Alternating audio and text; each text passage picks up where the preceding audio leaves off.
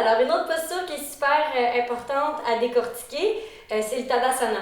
Donc, Tadasana, c'est la posture de la montagne, bien debout, bien ancrée. On a tendance à un peu penser que c'est juste d'être debout, hein, avec les yeux fermés, relax, namasté, mais il y a quelques petits détails à voir ensemble.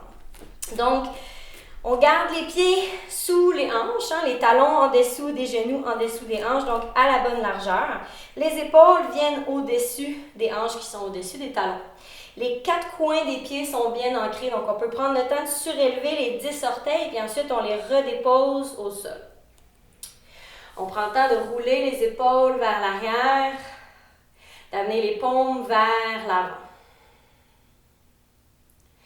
On veut avoir environ les oreilles au même niveau que les épaules. Donc, ça se peut qu'on ait tendance à avoir le cou, je vais le mettre de côté, avoir la tête vers l'avant. Hein? En étant toujours sur nos textos, nos téléphones, on a tendance à rouler vraiment le cou vers l'avant.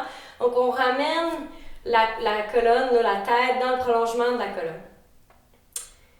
En roulant les épaules vers l'arrière, on amène vraiment, les épaules sont lourdes, les doigts veulent aller vers le sol, les doigts sont bien ouverts. Ensuite, on amène le focus au niveau des jambes. Donc, les jambes sont engagées, les cuisses sont engagées. On soulève les rotules en engageant les quadriceps. Dernière étape, on rentre le nombril vers la colonne. On a tendance à, quand on se tient debout, être un peu relax. Là, je vais un peu relax comme ça. Donc, on rentre le nombril vers la colonne pour allonger le dos. On a tendance à soit sortir les fesses ou avoir le bassin rentré vers l'avant. Fait que le fait de compresser les abdominaux, ça allonge le tronc vers le ciel.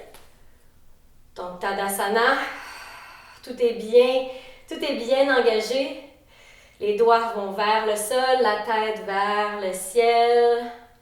On peut fermer les yeux et respirer.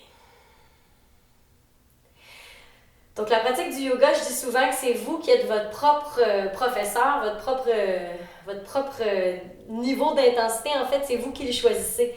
Donc, on peut très bien faire les postures de yoga puis les faire un peu mou, relax, comme on le sent.